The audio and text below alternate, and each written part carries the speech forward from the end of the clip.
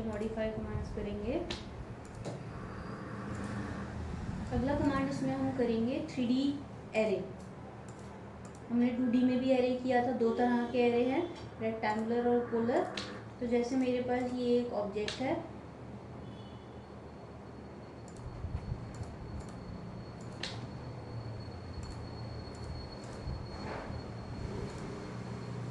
और मुझे इसका एरे करना है, तो मैंने ऑप्शन लिया 3D AR, select object editor, rectangular, number of रोज, मैंने नंबर ऑफ रोज दे दिए, नंबर ऑफ कॉलम्स और नंबर ऑफ लेवल्स। जब हम 2D में काम करते थे तो x और y थे, तो रोज और कॉलम्स था, लेकिन क्योंकि यहाँ पे z भी है तो हाइट है, तो उसमें लेवल्स हो जाएंगे, तो हमने लेवल्स दे दिए। Distance between row, distance between column, distance between level. थोड़ा गैप कम है, बढ़ा देते हैं। तो हमने 3D AR एंटर किया, इसको सेलेक्ट किया, enter rectangular, number of rose, number of column, number of levels और इनके बीच का गैप।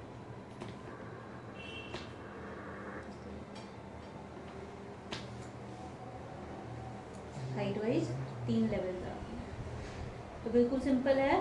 3D एरे लेके नंबर ऑफ रोज, कॉलम्स और गैप लेवल्स देना है और उनके बीच का गैप देना है। ऐसे ही फिर पोलर एरे आ जाता है, सेलेक्ट किया polar, number of items, angle 360, rotate arrayed object yes और नो, क्या आप इसको रोटेट करना चाहते हो? अभी तक येस था, मैंने एंटर किया और अब मुझे एक एक्सिस देनी है। एक्सिस एक्स के पैरेलल भी हो सकती है, वाई के पैरेलल भी हो सकती है, जेड के पैरेलल भी हो सकती है। अगर आपने गैप देना है तो यहाँ रखा, एक्सटेंशन दिखा रहा है, आपने एक दूरी दी और ऑर्थोन होना चाहिए, आपने एक एक्सिस दे दी वाई के पैरेलल।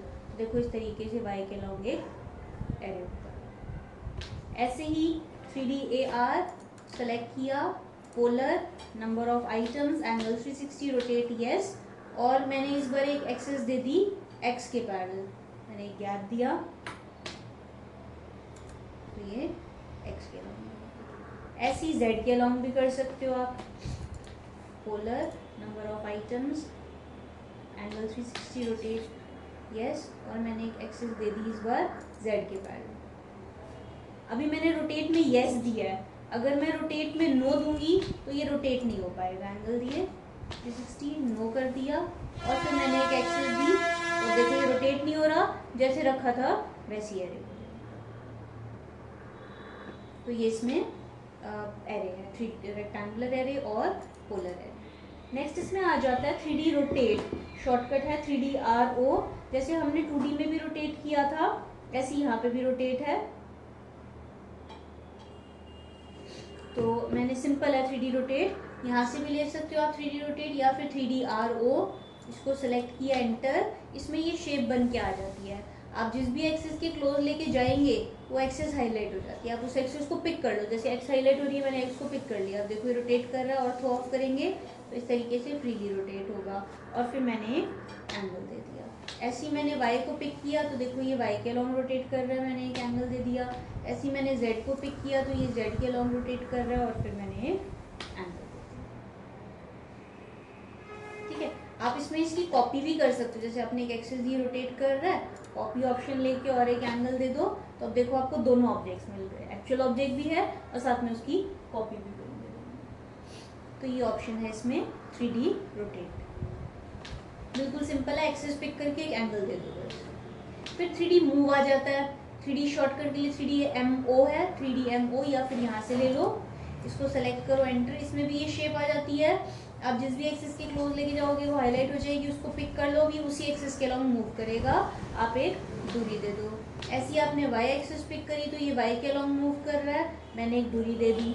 ऐसी हमने जेड पिक करी तो ये जेड के लॉन्ग मूव कर रहा है, फिर मैंने एक दूरी दे दी। इसमें भी आप कॉपी कर सकते हो, आपने जैसे ही मूव कर रहा है ना, कॉपी ऑप्शन है ब्रैकेट में, सी एंटर करके और इसकी एक कॉपी भी क्रिएट कर सकते हो।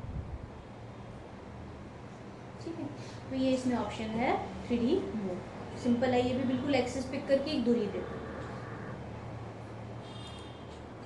उसके बाद अब जैसे फॉर एग्जांपल ये तो हमने सिंपल एक ऐसे मूव किया, मेरे पास सपोज ये एक ऑब्जेक्ट है,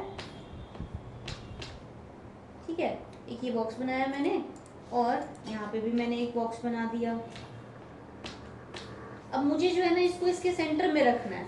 अब हम डायरेक्टली तो रख नहीं सकते इसको, आप क्या करो, कमांड लो मूव, इसको सेलेक्ट करो यहाँ से उठा के और इसके पहले यहाँ पे प्लेस कर दो। अब फिर से मूव ले लो, इसको सेलेक्ट करा, एंटर, बेस पॉइंट कहीं पे भी ले लो और दूरी देंगे @x की दूरी, कॉमा y में आगे पीछे नहीं मूव करना, 0, कॉमा z की दूरी। तो इस तरीके से ठीक है। अगर सपोज मैंने इसको मूव करके यहाँ रखा होता, अब मैंने मूव लिया, इसको सेलेक्ट किया, बेस पॉइंट @x की दूरी, कॉमा 0, कॉमा z में मैं नीचे आ रही हूँ तो z जो है वो नेगेटिव हो जाएगा। तो ये इस तरीके से यहाँ पे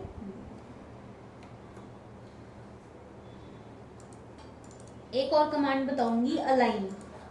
जैसे मेरे पास सपोज ये एक ऑब्जेक्ट है और मैंने यहाँ पे एक सिलेंडर भी बना दिया।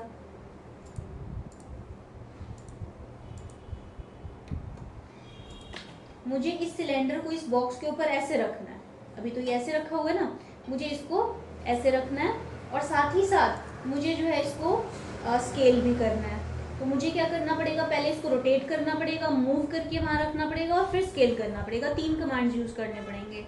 ऐसे में हम डायरेक्टली अलाइन ले लेते हैं, AL enter, select object enter, first source point कहाँ से उठाना है, यहाँ से, फर्स्ट डेस्टिनेशन कहाँ रखना है, यहाँ पे, सेकेंड सोर्स पॉइंट कहाँ से उठाना है, यहाँ से, सेकेंड डेस्टिनेशन कहाँ रखना है, यहाँ पे, थर्ड अगर कोई चाहिए तो ठीक है, अदरवाइज ब्रैकेट में कंटिन्यू है। मैंने एंटर किया, स्केल करना है, यस, तो देखो स्केल भी हो गया और साथ ही साथ उसके ऊपर फिट भी हो जाएगा। दोबारा बताती हूँ, AL enter, select object enter, कहाँ से उठाना है, सपोज इसके सेंटर से, यहाँ से कहाँ रखना है, सपोज इसके यहाँ पे,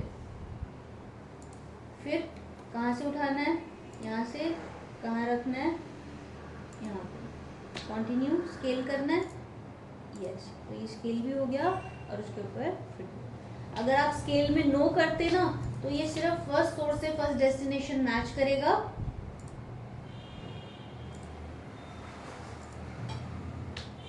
नो कर दिया, फर्स्ट सोर्स से फर्स्ट डेस्टिनेशन मैच करेगा लेकिन ये स्केल नहीं करेगा। तो ये ऑप्शन है इसमें अलाइनमेंट। तो अभी मैंने आपको ऑप्शन बताई आज 3D array, 3D rotate, 3D move और अलाइन, ये सभी आपके 3D मॉडिफाई के अंदर आते हैं। तो इनको आप ट्राई करके देखो 3D मॉडिफाई कमांड्स को, फिर मंडे को आगे बढ़ाएंगे।